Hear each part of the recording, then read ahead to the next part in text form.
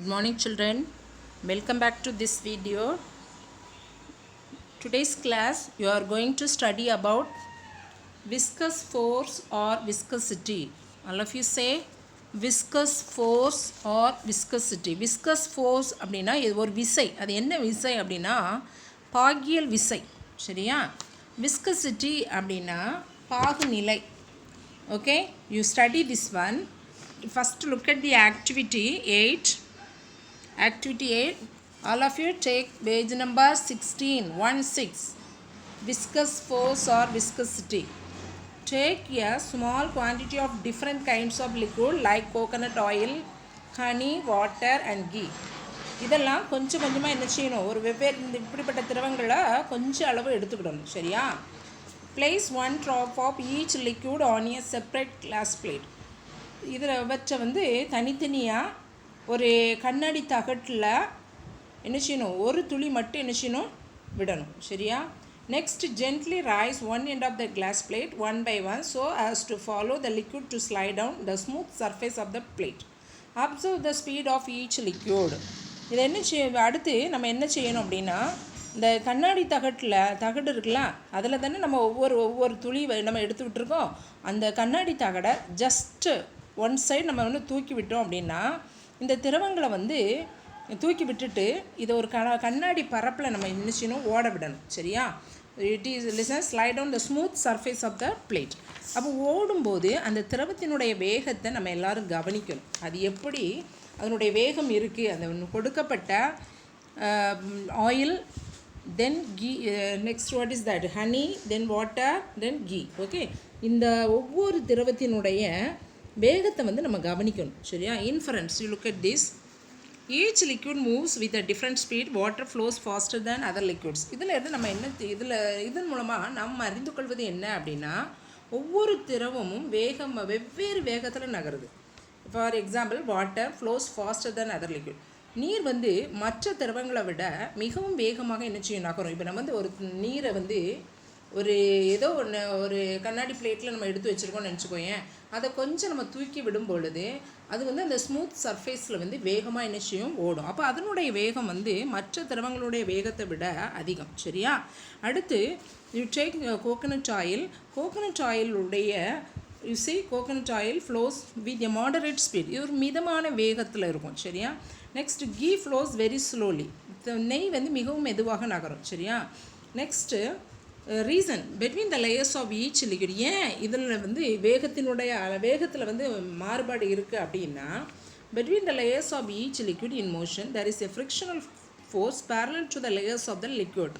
ஒரு திரவம் வந்து பாயும்போது அந்த திரவத்தினுடைய அடுத்தடுத்த அடுக்குகளுக்கு இடையில் அவற்றினுடைய சார்பு இயக்கத்தை வந்து எதிர்க்கக்கூடிய வகையில் ஒரு விசை செயல்படுது. That is what force. That's why that is viscous force. Okay, அதுதான் பாகியல் விசை. அதுதான் என்ன விசை? பாகியல் விசை. The frictional force opposes the motion of the liquid layer while they are in motion. Now you see definition. Listen all of you. Between the layers of each liquid in motion there is a frictional force parallel to the layers of the liquid. Frictional force இது வந்து பாகியல் விசை அல்ல, frictional force, உராய்வு விசை. சரியா? அதாவது திரவங்கள் வந்து இயங்கும்போது அந்த திரவ அடுக்குகளுக்கு இடையே அவற்றுக்கு இணையாக ஒரு விசை செயல்படும். That is the parallel to the layers of the liquid. Between the layers of each liquid in motion there is a frictional force parallel to the layers of the liquid. அந்த உராய்வு விசை வந்து என்ன செயல்படுகிறது. சரியா? This frictional force opposes the motion of the liquid layer while they are in motion. இந்த உராய்வு விசை திரவங்கள் இயங்கும்போது அந்த இயக்கத்தை வந்து எதிர்க்கக்கூடிய வகையில் என்ன செய்திருக்கும், அமைந்திருக்கும். Now you see when a liquid is flowing there is a frictional force between the successive layer of the liquid.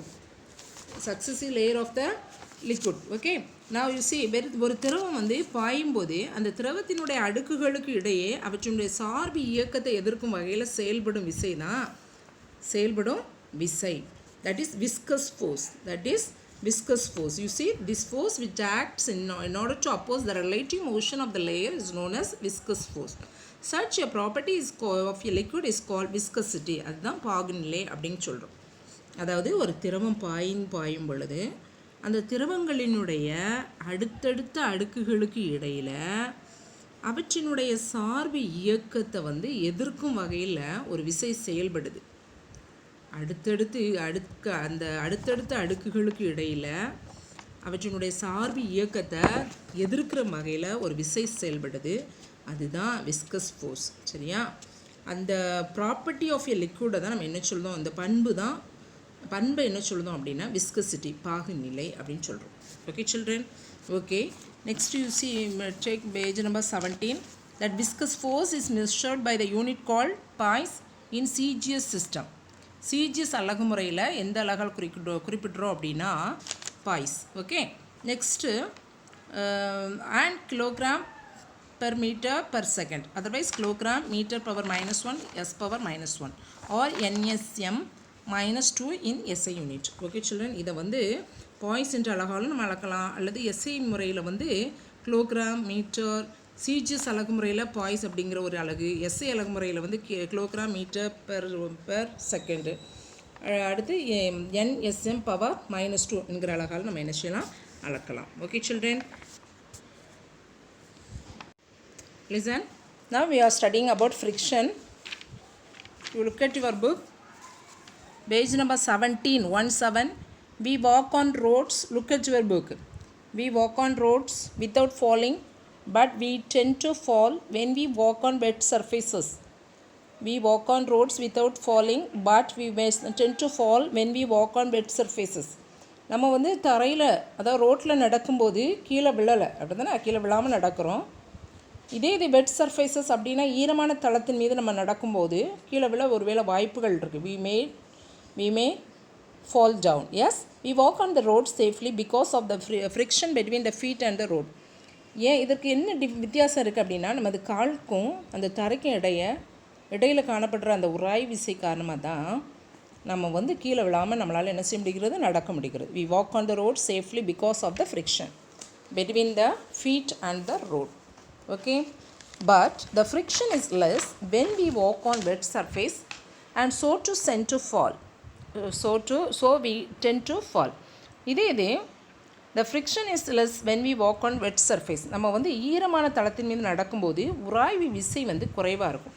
the friction is less so that we may fall. Okay children, next, frictional force or friction arises when two or more bodies in contact move or tend to move related to each other.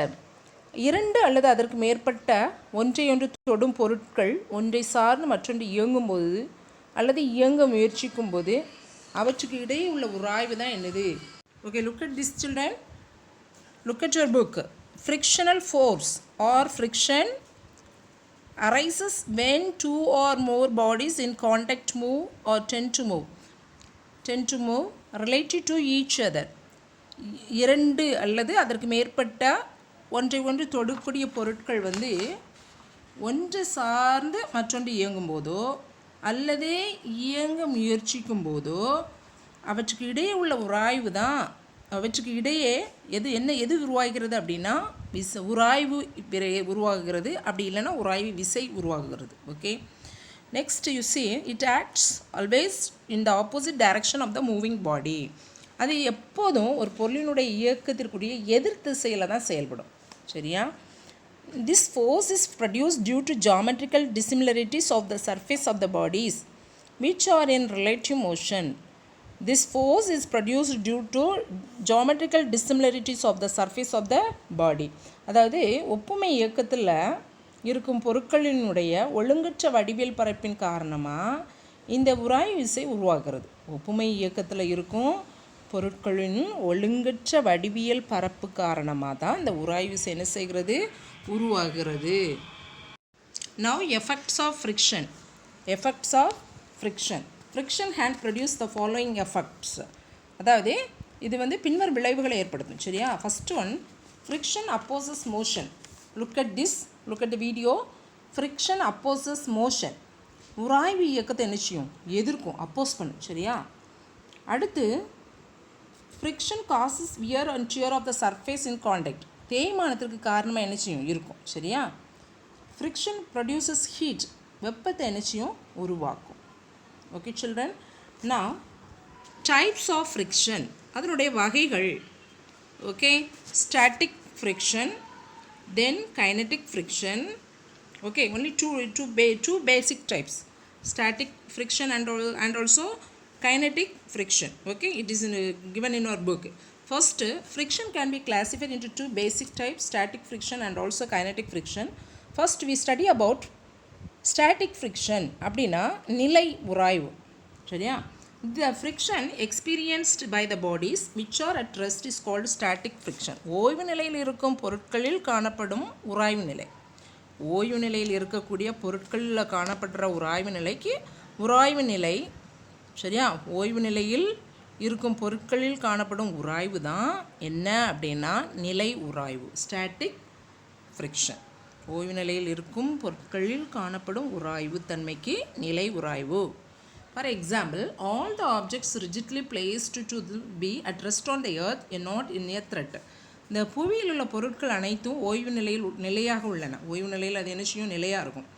அதான் that is நிலை உராய்வு, static friction. Okay, then kinetic friction. You see, friction existing during the motion of bodies is called kinetic friction. Listen, I use this and also your book. சரியா? உன் புக்கையும் use பண்ணுவேன். ஏன்னா இதில் புக்கில் இல்லாத பாயிண்ட்ஸுகள், ஒருவேளை இதில் இல்லாத பாயிண்ட்ஸ் புக்கில் இருக்கும், புக்கில் இல்லாத பாயிண்ட்ஸ் வந்து வீடியோவில் இருக்கும். சரியா? நாங்கள் காமிக்கிற இந்த புக்கில் இருக்கும். Okay, now we study about kinetic friction. Friction existing during the motion of bodies is called kinetic friction. Kinetic friction can be classified into sliding friction and also rolling friction. அதாவது பொருட்கள் வந்து இயக்கத்தில் இருக்கும்போது ஏற்படும் உராய்வு தான் நம்ம என்ன சொல்கிறோம், இயக்க உராய்வு. அதே இது நிலையில் இருக்கும்போது, அதாவது ரெஸ்ட்டில் இருக்கும்போது ஏற்படக்கூடிய உராய்வு வந்து ஸ்டாட்டிக் ஃப்ரிக்ஷன். இப்போ இயக்கத்தில் இருக்கும்போது ஏற்படக்கூடிய உராய்வுக்கு தான் கைனடிக் ஃப்ரிக்ஷன். ஓகே, நான் next further kinetic friction can be classified into two, sliding and also rolling. இது வந்து மேலும் அதை ஸ்லைடிங் ஃப்ரிக்ஷன் அப்படின்னா நழுவு உராய்வு, அடுத்து ரோலிங்னா உருளும் உராய்வு. சரியா? now you see sliding friction என்ன, when a body slides over the surface of the another body, the friction acting between the surface in contact is called the sliding friction. அதாவது ஒரு பொருள் வந்து மற்றொரு பொருளினுடைய மேற்பரப்பில் அந்த நழுவும் போது இரண்டு பொருட்களின் பரப்புகளுக்கு இடையில் உருவாகக்கூடிய உராய்வு தான் என்ன அப்படின்னா நழுவு உராய்வு. கொஞ்சம் அதாவது தொடுறது. சரியா? ஸோ தட் இஸ் நழுவு உராய்வு, ஸ்லைடிங் ஃப்ரிக்ஷன். ஒரு பொருள் மற்றொரு பொருளின் மேற்பரப்பில் நழுவும் போது அப்போ இரண்டு பொருட்களும் ஒன்றை ஒன்று என்ன செய்கிறது, டச் பண்ணுது. அப்போ இந்த இரண்டு பொருட்களினுடைய பரப்புகளுக்கு இடையில் ஒரு உராய்வு ஏற்படுது. அதுக்கு தான் என்ன பெயர் அப்படின்னா ஸ்லைடிங் ஃப்ரிக்ஷன். ஓகே, தென் ரோலிங் ஃப்ரிக்ஷன்னா என்ன? You see when a body rolls over another surface, the friction acting between the surfaces in contact is called rolling friction. இதில் ஒரு பொருள் வந்து மற்றொரு பொருளின் மேற்பரப்பில் உருளும்போது அந்த இரண்டு பொருட்களின் மேற்பரப்புகளுக்கு இடையே உருவாகிற உராய்வு தான் உருளும் உராய்வு. சரியா? அதுதான் ரோலிங் ஃப்ரிக்ஷன். ஒரு பொருள் மற்றொரு பொருளினுடைய மேற்பரப்பில் உருளும்போது, அது நழுவும்போது, தட் இஸ் ஸ்லைடிங். இது உருளும்போது அந்த இரண்டு பொருட்களினுடைய மேற்பரப்புகளுக்கு இடையே உருவாகக்கூடிய உராய்வுக்கு தான் என்ன பெயர் அப்படின்னா rolling friction. Okay children, the rolling friction is less than sliding friction. That's why wheels are provided in vehicles, trolleys and suitcases. The listen, the உராய்வு விசைன்னு சொல்கிறல்ல, உராய்வு இதில் இந்த உருளும் உராய்வு வந்து நழுவு உராய்வை விட குறைவாக இருக்கும். உருளக்கூடிய உராய்வு வந்து நழுவு உராய்வை விட, இதன் காரணமாக தான் இந்த வாகனங்கள், தள்ளுவண்டிகள், அடுத்து இந்த சூட் கேஸஸ்லாம் சக்கரங்கள் பொருத்தப்பட்டுள்ளன. Yes or no children? Now factors affecting friction அப்படின்னா ஃபேக்டர்ஸ் அஃபெக்ட் உராய்வை வந்து பாதிக்கக்கூடிய காரணிகள். First nature of a surface, then weight of a body, then area of contact. Now look at your book children. Look at your book, page number 17, factors affecting friction. The first, nature of a surface. You look at your book. Moving an object on a rough surface will be difficult, but we can easily move it on a smooth surface. It is because friction varies between the surface. Moving on object on rough surface la வந்து moving on a object on a rough surface will be difficult, but very easy to move on smooth surface. This is the nature of a surface. அதாவது சொரசொரப்பான பரப்பின் மீது ஒரு பொருளை வந்து நகர்த்துறது வந்து மிகவும் கடினமாக இருக்கும்.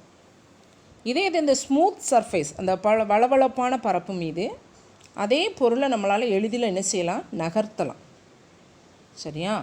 அப்படின்னா இந்த friction various between the surface. அப்போ பரப்பை பொறுத்து தான் அந்த சொரசொரப்பான பரப்பு, அடுத்து இந்த வளவளப்பான பரப்பு, இப்படி இதை பொறுத்து அதனுடைய உராய்வுத்தன்மை என்ன செய்கிறது, வேறுபடுகிறது.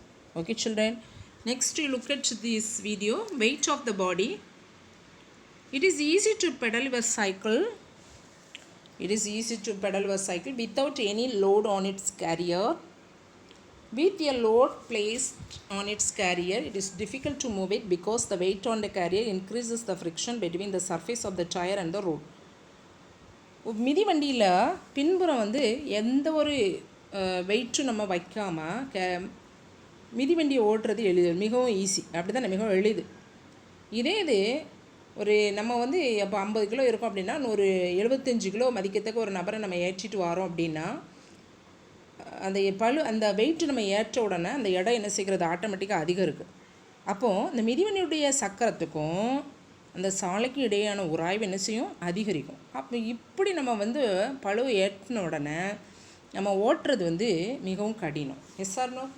Okay, next area of contact, அதனுடைய தொடு பரப்பு. சரியா? For a given weight, the friction is directly related to the area of contact between the two surfaces. If the area of contact is greater, then the friction will be greater too. ஒரு குறிப்பிட்ட எடை வந்து உள்ளபோது உராய்வானது ஒன்றை ஒன்று தொடும் இரு பரப்புகளின் பரப்பளவு பொறுத்து உள்ளது. அப்படி தானே? ஒரு குறிப்பிட்ட இடம் இருக்கும்போது அந்த உராய்வு வந்து ஒன்றை ஒன்று தொடும் ரெண்டு பரப்புகளுடைய பரப்பளவு பொறுத்து உள்ளது. அந்த ஒருவேளை அந்த தொடு பரப்பு வந்து அதிகமாக இருந்தால் உராய்வு நிச்சயம் அதிகரிக்கும். The area of contact, தொடு பரப்பு is greater, the friction also will be greater. Okay, next you see a road roller. அப்படின்னா சாலை உருளி. Have you seen this road roller children? Have you seen the road roller? Okay, listen. அது வந்து அந்த உருளினுடைய உருளை வந்து அதிக தொடுபரப்பை பெற்றுள்ளதுனால உராய்வை வந்து தருகிறது, அதிகமான உராய்வை என்ன கொடுக்கும். Okay, but a cycle has the least friction since the area of contact of the tire with the surface of the road is less. ஆனால் மிதிவண்டியினுடைய மெல்லி சக்கரத்தினுடைய தொடுபரப்பு சிறியதாக இருக்கிறதுனால இது வந்து குறைவான உராய்வை என்ன செய்கிறது, பெறுகிறது. Okay, next advantages of friction. Advantages of friction. Before that, okay, listen children. Okay, we have classwork also. So advantages of friction I plan to teach in the next class. Okay, now all of you take your classwork note, write the classwork question. Okay children. Okay, answer the following in 1 or 2 sentences. Question number 1, give 2 examples. Answer very briefly. உங்கள் புக்கில் வந்து answer very brieflyன்ட்டு கொடுத்துருக்கு. இதில் answer the following in 1 or 2 sentences அப்படின்னு கொடுத்துருக்கு. சரியா? Look at your book and write the question. Give 2 examples to verify that your force changes the shape of the body. Give 2 examples to verify that a force changes the shape of the body. Answer: force can change the static condition of a body. Force can change the static condition of a body. If you squeeze a sponge, its shape changes. If you pull a rubber band, it becomes longer. If you squeeze a sponge, its shape changes. If you pull a rubber band, it becomes longer. Okay.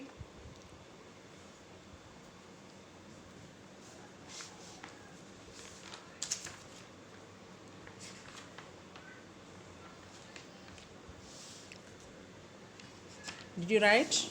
Okay. Come to the second one. Now give two examples to verify that a force tends to change the static condition of a body. Give two examples to verify that a force tends to change the static condition of your body. Static condition of your body.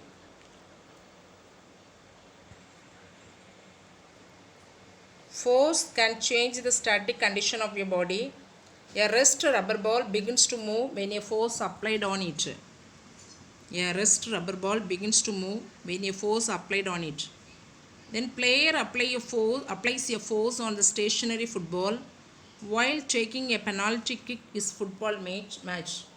While taking a penalty kick is football match. The force applied by player makes the football move towards the goal. A rest rubber ball begins to move when a force applied on it. Player applies a force on the stationary football while taking a penalty kick is football match. The force applied by player makes the football move towards the goal. Write soon, write neatly. You have many questions to write, yes?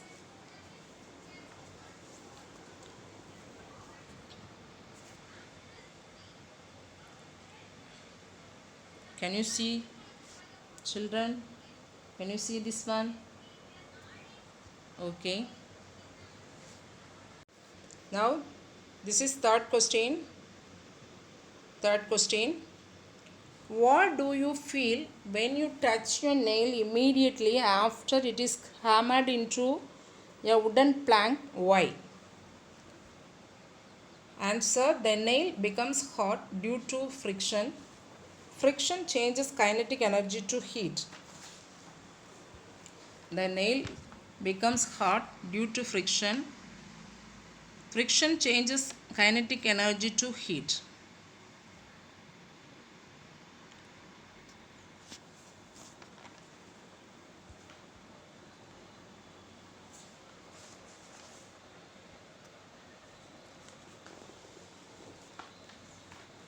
Did you write, children? Okay, the next one. This is your fourth question. Yes, how does the friction arise between the surfaces of two bodies in relative motion? Answer. The force of friction is arised by the interlocking of the irregularities of the two surfaces. The force of friction is arised by the interlocking of the irregularities of the two surfaces.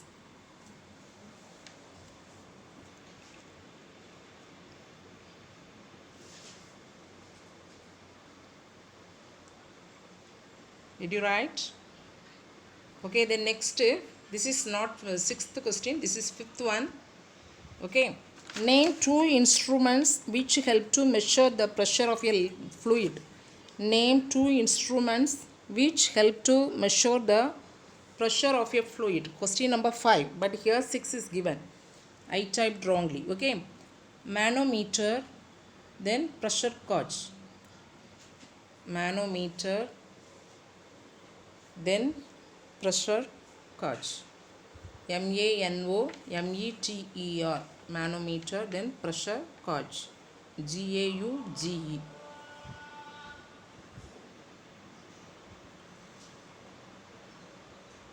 Okay, children, up to this enough for today's class. You study whatever you have written. Okay, so you study them, then read the book. Okay, children. Okay, we will meet again in the next video. Thank you all.